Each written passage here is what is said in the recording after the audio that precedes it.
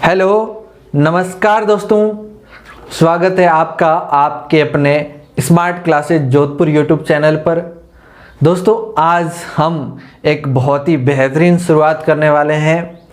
जैसा कि सबको पता भी है कि आज हम 10वीं कक्षा की विज्ञान की कक्षाएं सुचारू रूप से शुरू करने वाले हैं।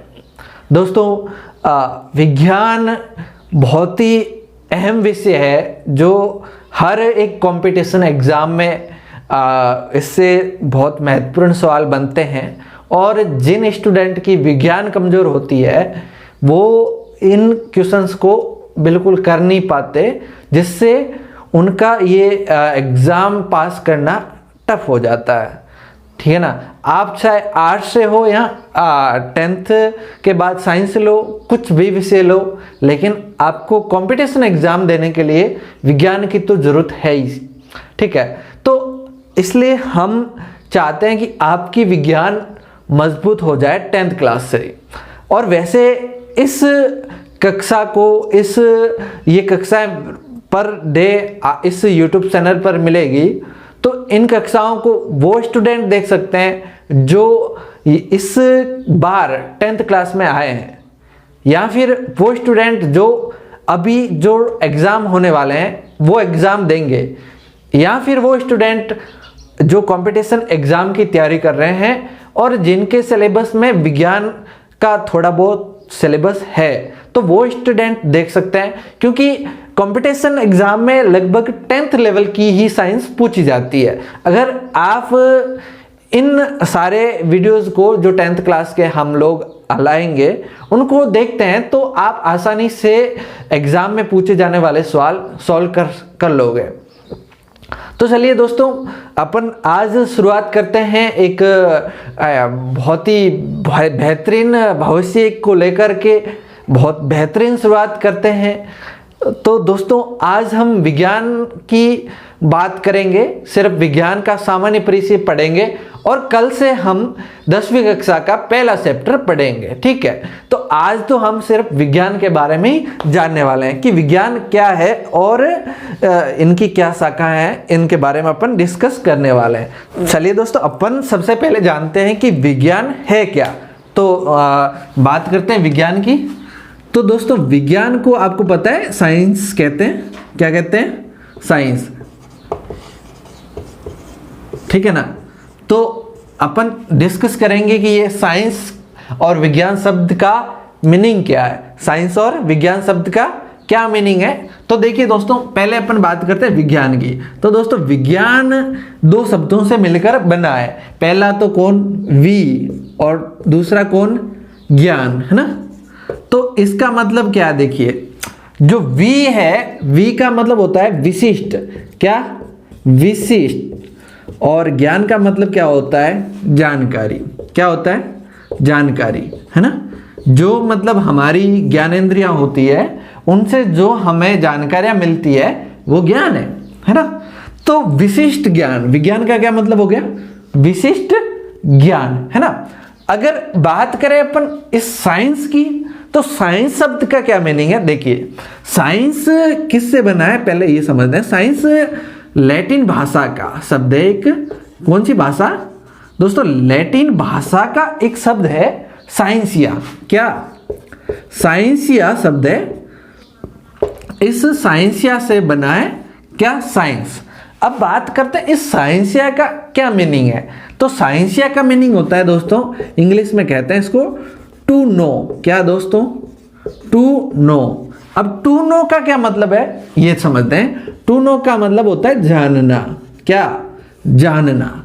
तो विज्ञान का मतलब या यूं कहें, साइंस का मतलब भी जानना हो गया, क्योंकि साइंसिया का मतलब टू नो यानी कि जानना है। तो ये साइंसिया से हमने साइंस बनाया, तो साइंस का मतलब भी क्या हो जाएगा? जानना हो जाएगा। आई बात समझ में? तो ये तो थी इसके शब्दों का मीनिंग के बारे में। अगर बात करें अपन इसकी परिभाषा की, कि साइंस की परिभाषा क्या है। देखिए दोस्तों, हर एक अपन पढ़ें, कुछ भी सब्जेक्ट पढ़ें, तो उससे पहले अपन को सब्जेक्ट की परिभाषा तो पता होनी चाहिए।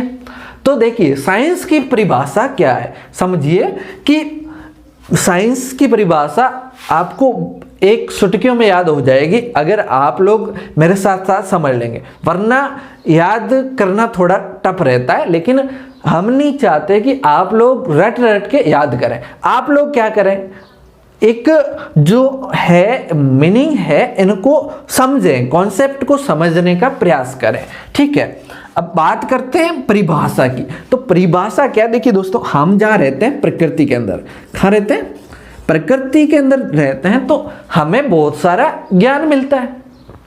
क्या मिलता है, बहुत सारा ज्ञान मिलता है। तो साइंस क्या है, देखिए विज्ञान, ज्ञान ही तो साइंस है, लेकिन इसके आगे लगा हुआ वी का मतलब क्या, विशिष्ट, है ना। तो प्रकृति से बहुत सारा ज्ञान मिलता है। तो विशिष्ट ज्ञान का मतलब ऐसा ज्ञान जो प्रयोगों द्वारा प्रमाणित हो। प्रकृति से प्राप्त कैसा ज्ञान, जो प्रयोगों द्वारा प्रमाणित, क्या हो, प्रयोगों द्वारा हो प्रमाणित। प्रकृति से प्राप्त ऐसा ज्ञान जो प्रयोगों द्वारा हो प्रमाणित, क्या हो, प्रमाणित हो। ठीक है, एक नंबर बात कि प्रयोगों द्वारा प्रमाणित होना बेहद जरूरी है। अगर मान के चलें अपन कुछ भी अगर कहते हैं तो उसको अगर हम प्रयोग द्वारा सिद्ध कर पाते हैं, क्या मेरे दोस्तों, प्रयोग द्वारा सिद्ध कर पाते हैं, तो ही हम उसको विज्ञान में शामिल करेंगे। ठीक है, अब बात करते हैं प्रकृति से प्रयोगों द्वारा प्रमाणित ज्ञान को, प्रकृति से प्रयोगों द्वारा प्रमाणित ज्ञान को विज्ञान कहते हैं।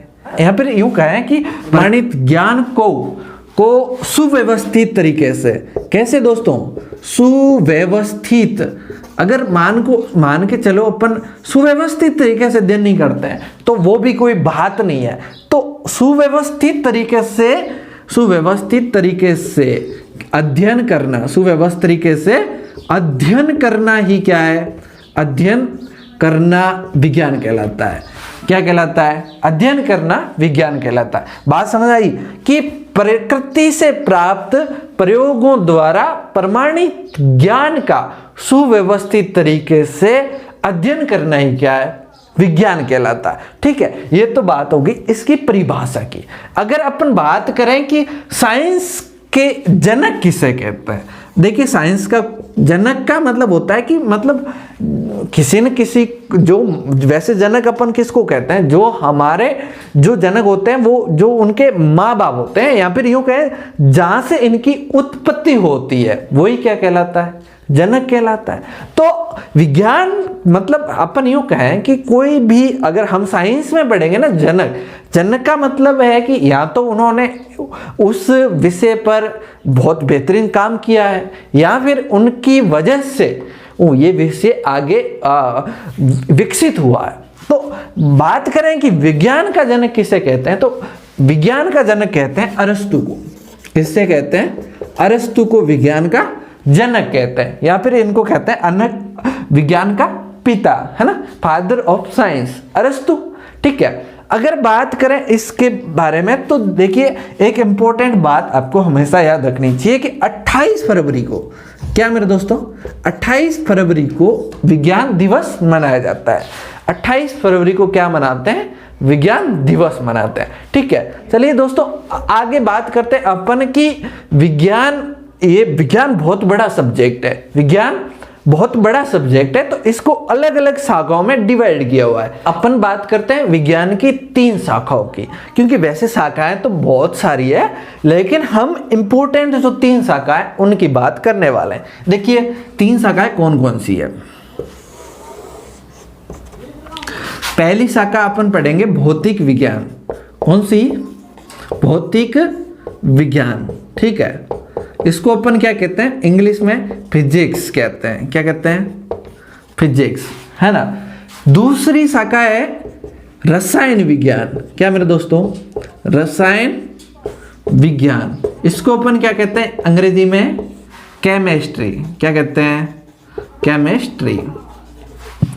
और तीसरी जो शाखा है हमारी वो है जीव विज्ञान। कौन सी विज्ञान दोस्तों, जीव विज्ञान। ठीक है, इसको अपन कहते हैं बायोलॉजी। क्या कहते हैं, बायोलॉजी। ठीक है, तो इन 3 शाखाओं को मुख्य माना गया है। ठीक है, अपन बात करते हैं 3 शाखाओं के बारे में, थोड़ी थोड़ी जानकारी ले लेते हैं। ठीक है, पहली बात करते हैं भौतिक विज्ञान की। देखिए भौतिक विज्ञान किसे कहते हैं, तो भौतिक विज्ञान उसे कहते हैं विज्ञान की वह शाखा जिसमें हम पदार्थ के भौतिक गुणों या फिर बाह्य गुणों को पढ़ते हैं, उसको अपन भौतिक विज्ञान कहते हैं। ठीक है, जैसे मान के चलो बाह्य गुण का मतलब क्या, मान के चलो अपन को किसी ये मार्कर है, इसकी लंबाई को नापना है, इसकी लंबाई को नापना है तो हम बाहर से नापेंगे ना, कि या फिर अपन को बाहर से नापेंगे तो लंबाई क्या हो जाएगा, ये लंबाई हो जाएगा,